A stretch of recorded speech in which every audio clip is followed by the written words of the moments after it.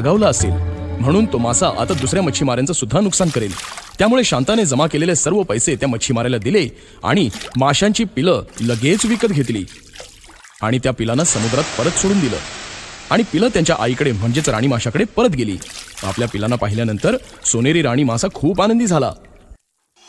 परंतु सर्व पैसे संपल्यामुळे शांता खूपच दुःखी झाली आणि ती समुद्रकिनारी एकटी बसून आपल्या नवऱ्याचा इलाज कसा होईल याचा विचार करू लागली. आता मी काय करू? माझे जमा केलेले सगळे पैसे खर्च झाले. आता मी घर कसं चालवू? नवऱ्याचा इलाजही कसा करू?